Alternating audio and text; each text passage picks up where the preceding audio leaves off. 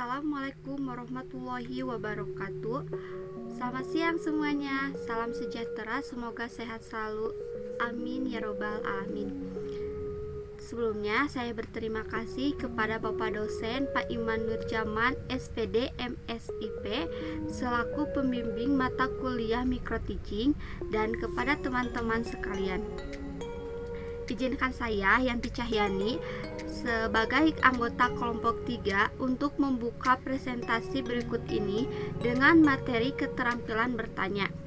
Sebelum dimulai, saya akan memperkenalkan anggota kelompok lainnya, yaitu saya sendiri, Yanti Cahyani, sebagai pembuka presentasi dan sebagai pemateri pertama. Yang kedua, Pirgandani sebagai pemateri kedua, Siti Farha sebagai pemateri ketiga, dan Resi Fitriani sebagai pemateri keempat. Baik, agar tidak menghambat waktunya, maka saya akan menyampaikan materi pertama. Menurut Parera, keterampilan adalah suatu proses fisikal, emosional, dan intelektual. Sedangkan menurut Hasibuan dan Mujiono, bertanya merupakan ucapan verbal yang meminta respon dari seseorang yang dikenal. Respon yang diberikan dapat berupa pengetahuan atau hal-hal yang merupakan hasil pertimbangan. Jadi, bertanya merupakan stimulus efektif yang mendorong kemampuan berpikir. Keterampilan bertanya adalah suatu kemampuan seorang guru dalam meminta keterangan siswa ataupun sebaliknya untuk mendapatkan informasi dalam pelaksanaan pengajaran. Dalam proses belajar mengajar, bertanya memainkan peranan penting sebab pertanyaan yang tersusun dengan baik dan teknik penyampaian yang tepat pula akan memberikan dampak positif terhadap siswa. Keterampilan bertanya bagi seorang guru merupakan keterampilan yang sangat penting untuk dikuasai, sebab melalui keterampilan ini, guru dapat menciptakan suasana pembelajaran lebih bermakna. Oleh karena itu, dalam setiap proses pembelajaran, model pembelajaran apapun yang digunakan setiap proses pembelajaran merupakan bagian yang tak terpisahkan. Mengingat begitu pentingnya peranan bertanya dalam setiap proses pembelajaran, maka setiap guru harus memiliki keterampilan ini untuk menjamin kualitas pembelajaran. Jenis-jenis keterampilan bertanya. Pertanyaan dapat menjadi alat guru untuk merangsang kegiatan berpikir siswa. Guru juga dapat menggunakan jawaban siswa untuk mengecek aktivitas pengajaran yang sedang berlangsung. Tentu saja, pertanyaan dapat diajukan secara lisan dan tertulis. Demikian pula dengan jawabannya. Pertanyaan dan jawaban yang tertulis kiranya bersifat formal dan pada umumnya mirip dengan latihan yang sama daripada tanya jawab lisan yang berlangsung cepat. Pertanyaan juga dapat berfungsi sebagai pengatur. Guru harus mendorong siswa agar menjawab pertanyaan dengan suara yang nyaring dan tidak mengulangi jawaban siswa kecuali jika memang perlu atau jika siswa tersebut merupakan kasus khusus. Pertanyaan juga dapat membentuk pribadi siswa. Namun, hal ini tergantung pertanyaan yang diajukan gurunya. Dilihat dari maksudnya, pertanyaan terdiri dari yang pertama, ada pertanyaan perintah, yaitu pertanyaan yang mengandung unsur suruhan dengan harapan agar siswa dapat mematuhi perintah yang diucapkan. Yang kedua, pertanyaan retoris, yaitu jenis pertanyaan yang tidak menghendaki jawaban dari siswa, akan tetapi kita sendiri yang menjawabnya. Ketiga, pertanyaan mengarahkan atau menuntut, yaitu pertanyaan yang diajukan untuk menuntut proses berpikir siswa dengan harapan siswa dapat memperbaiki atau menentukan jawaban yang lebih tepat dari jawaban sebelumnya. Yang keempat, yaitu pertanyaan mengali, yaitu pertanyaan yang diarahkan untuk mendorong siswa agar dapat menambah kualitas dan kuantitas jawaban. Lihat dari tingkat kesulitan, jawaban yang diharapkan bisa terdiri dari pertanyaan tingkat rendah dan pertanyaan tingkat tinggi. Menurut taksonomi Bloom, jenis-jenis pertanyaan itu terdiri dari yang pertama, pertanyaan pengetahuan, yaitu pertanyaan yang memiliki tingkat kesukaran yang paling rendah karena hanya mengandalkan kemampuan mengingat fakta atau data. Oleh sebab itu, dinamakan juga pertanyaan yang menghendaki agar siswa dapat mengungkapkan kembali. Yang kedua, pertanyaan pemahaman. Pertanyaan pemahaman lebih sulit dibandingkan dengan pertanyaan jenis pertama. Oleh sebab pertanyaan ini tidak hanya sekedar mengharapkan siswa untuk mengungkapkan kembali apa yang diingatnya, akan tetapi pertanyaan yang mengharapkan kemampuan siswa untuk menjelaskan gagasan. Yang ketiga, pertanyaan aplikatif, yaitu pertanyaan yang menghendaki jawaban agar siswa dapat menerapkan pengetahuan yang telah dimiliki. Yang keempat, pertanyaan analisis, yaitu pertanyaan yang menghendaki agar siswa dapat menguraikan suatu konsep tertentu. Yang kelima, pertanyaan sintesis, yaitu jenis pertanyaan yang menghendaki agar siswa dapat membuat semacam ringkasan melalui bagan dari suatu kajian materi pembelajaran. Yang keenam, pertanyaan evaluasi, yaitu pertanyaan yang menghendaki jawaban dengan cara memberikan penilaian atau pendapatnya terhadap suatu isu. Jenis-jenis pertanyaan menurut luas sempitnya sasaran. Yang pertama, pertanyaan sempit. Pertanyaan ini membutuhkan jawaban yang tertutup yang biasanya kunci jawabannya yang tersedia. Pertanyaan sempit informasi langsung, yaitu pertanyaan ini menuntut murid untuk mengingat atau menghafal informasi yang ada. Pertanyaan sempit memusat. Pertanyaan ini menurut murid agar mengembangkan ide atau jawabannya dengan cara menuntunnya melalui petunjuk tertentu. Yang kedua, pertanyaan luas, yaitu pertanyaan yang jawabannya mungkin lebih dari satu, sebab pertanyaan ini belum mempunyai jawaban yang spesifik, sehingga masih bersifat terbuka. Pertanyaan luas terbuka. Pertanyaan ini menuntut kesempatan kepada murid untuk mencari jawabannya menurut cara dan gayanya masing-masing. Yang kedua, pertanyaan luas menilai. Pertanyaan ini murid untuk mengadakan penilaian terhadap aspek kognitif maupun sikap. Para ahli percaya pertanyaan yang baik memiliki dampak positif terhadap siswa, yaitu yang pertama, dapat meningkatkan partisipasi siswa secara penuh dalam proses pembelajaran. Yang kedua, dapat meningkatkan kemampuan berpikir siswa. Siswa itu sendiri pada hakikatnya bertanya. Yang ketiga, dapat meningkatkan rasa ingin tahu siswa, serta menuntun siswa untuk menentukan jawaban. Yang keempat, memusatkan siswa pada masalah yang dapat. Dasar-dasar pertanyaan yang baik. Yang pertama, jelas dan mudah dimengerti oleh siswa. Yang kedua, memberikan informasi yang cukup untuk menjawab pertanyaan. Yang ketiga, difokuskan pada suatu masalah atau tugas tertentu. Yang keempat, berikan waktu yang cukup kepada anak untuk berpikir sebelum menjawab pertanyaan. Yang kelima, bagikanlah semua pertanyaan kepada seluruh murid secara merata. Yang keenam, berikan respon yang ramah dan menyenangkan sehingga timbul keberanian siswa untuk menjawab atau bertanya. Yang ketujuh, tuntunlah jawaban siswa sehingga mereka dapat menentukan sendiri jawaban yang benar. Baik, Sekian dari saya, yang selanjutnya akan diteruskan oleh teman saya Pringgandani sebagai Kita lanjutkan materi selanjutnya, yaitu tujuan keterampilan bertanya. Pertama, membangkitkan minat dan rasa ingin tahu siswa. Kedua, memusatkan perhatian siswa terhadap pokok bahasan. Ketiga, mendiagnosis kesulitan belajar.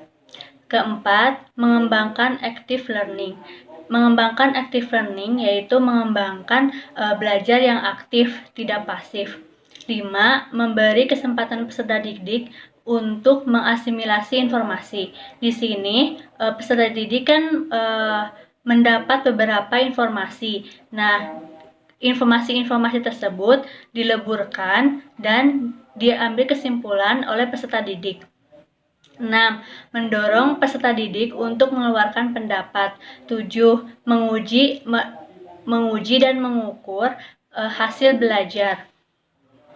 Materi selanjutnya yang keempat yaitu teknik bertanya.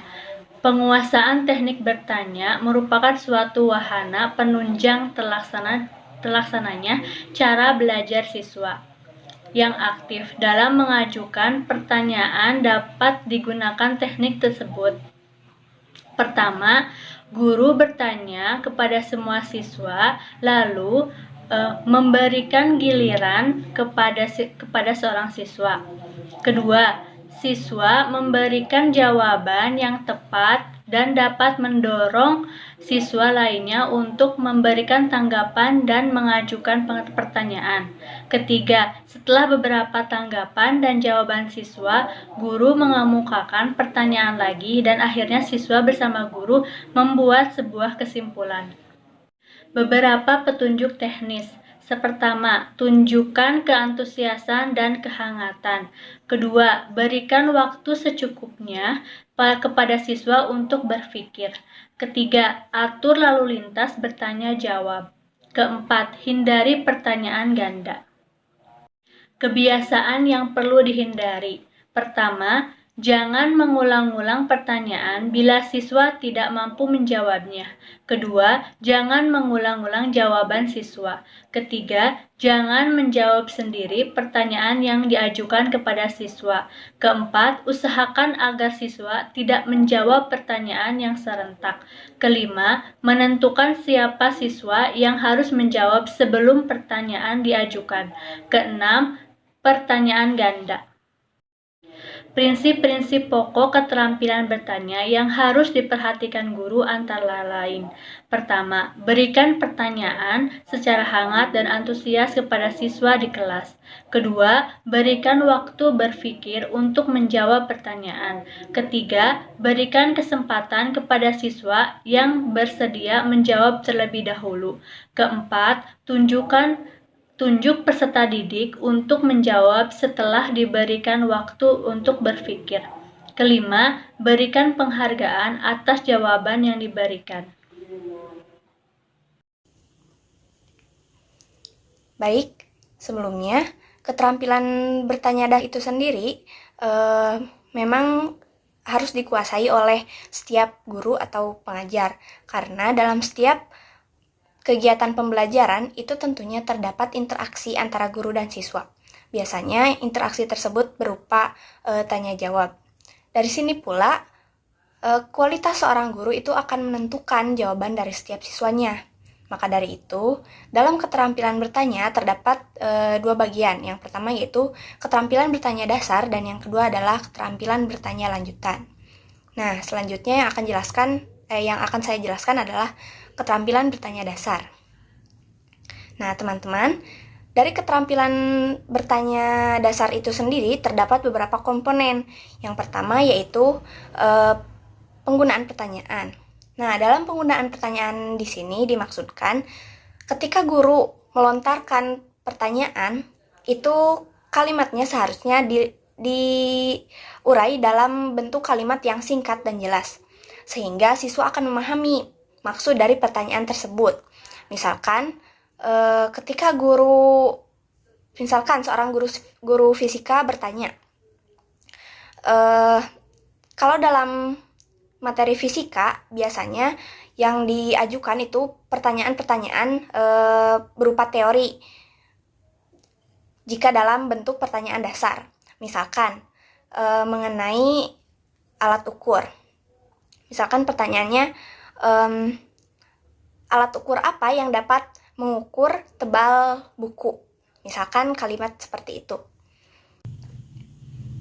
Nah, komponen selanjutnya yaitu pemberi acuan. Pemberi acuan di sini itu maksudnya ketika guru akan memberikan pertanyaan, itu sebaiknya tidak jauh dari pembahasan yang telah dibahas sebelumnya. Misalkan ketika guru sebelumnya menjelaskan mengenai teori gravitasi. Nah, dalam bentuk pertanyaan yang diajukan itu bisa menambahkan suatu gambaran dalam pertanyaan tersebut. Misalkan teori apa yang menjelaskan mengenai peristiwa apel terjatuh. Misalkan pertanyaannya seperti itu.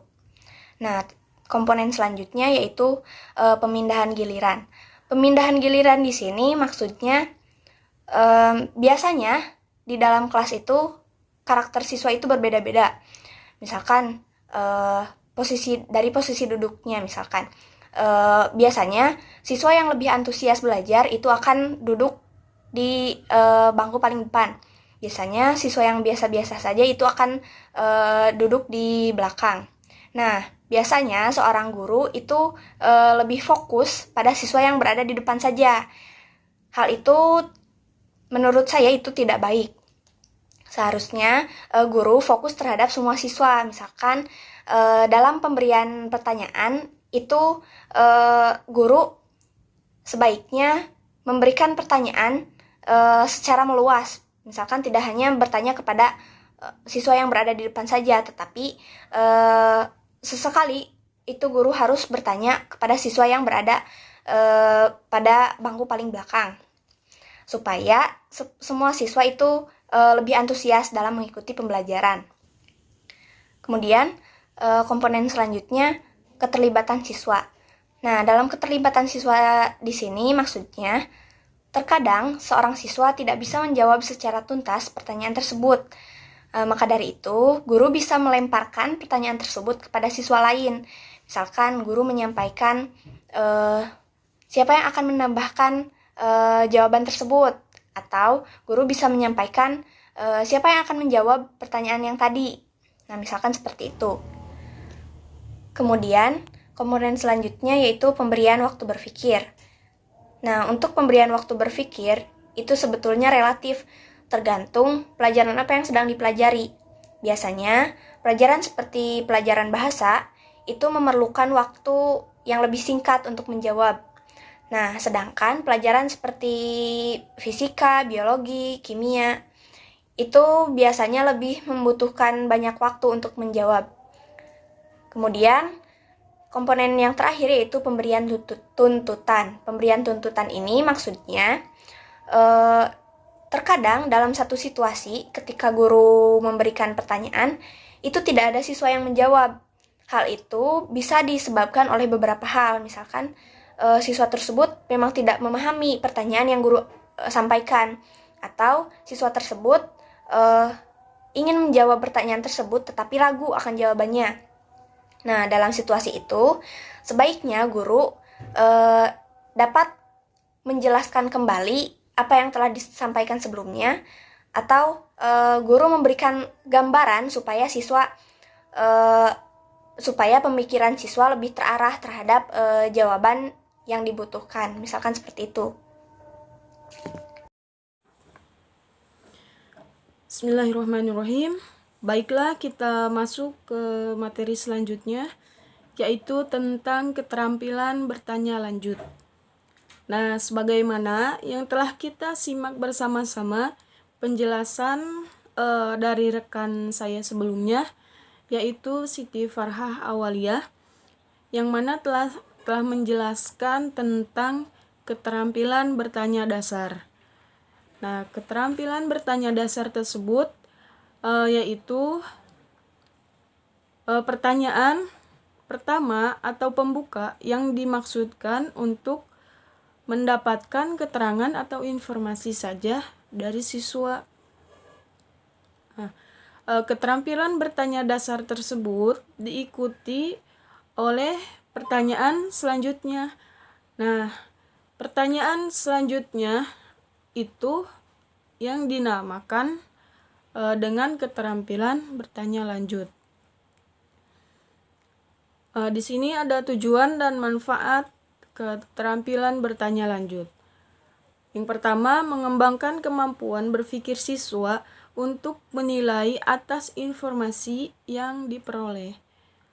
Jadi, salah satu manfaatnya kita dapat menilai informasi atau jawaban yang sudah dikemukakan oleh siswa yang sedang presentasi, misalkan.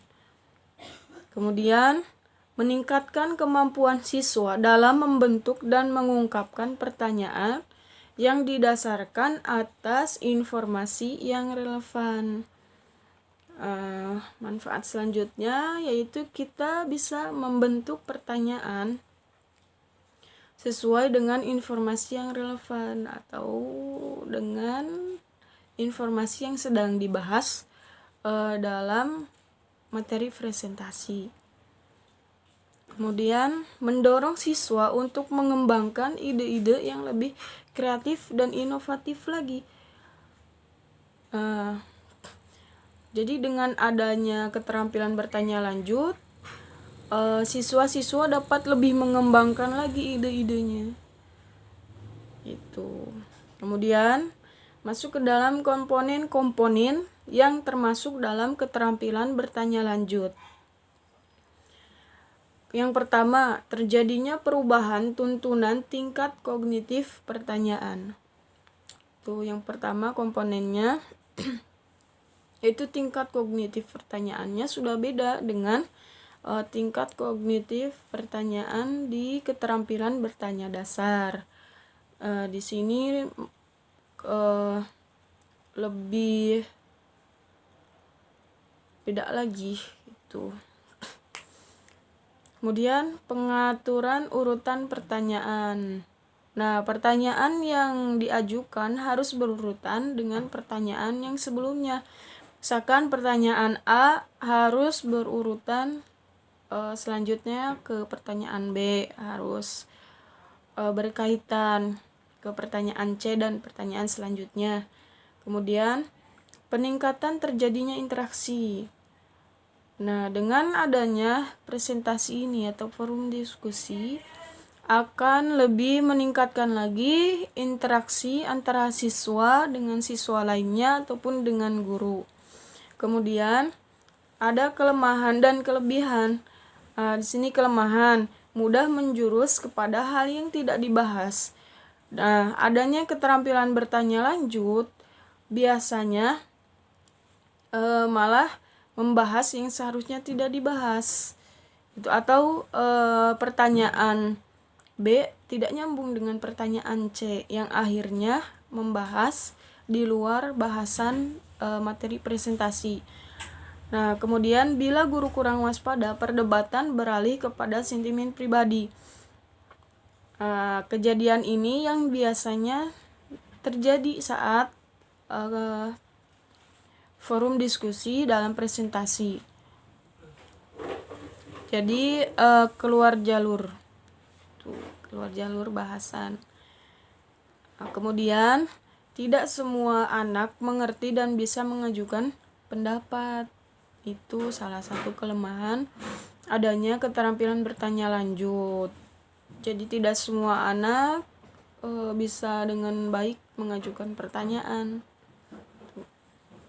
Kemudian kelebihan, mempererat hubungan keilmuan antara guru dan siswa. Nah, dengan adanya keterampilan bertanya lanjut, hubungan ilmu antara guru dan siswa jadi lebih erat lagi. Tuh, lebih lagi. Karena kan biasanya guru juga sering memberikan arahan-arahan atau yang guru ketahui. Kemudian melatih anak-anak mengeluarkan pendapatnya secara merdeka sehingga pelajaran yang sedang berlangsung akan lebih menarik gitu. dalam presentasi kita kan bebas mengajukan pendapat, bebas mengajukan pertanyaan. Jadi kegiatan pembelajaran akan lebih menarik, akan lebih penasaran lagi. Mungkin segitu yang dapat saya sampaikan. Mohon maaf apabila masih banyak kesalahan.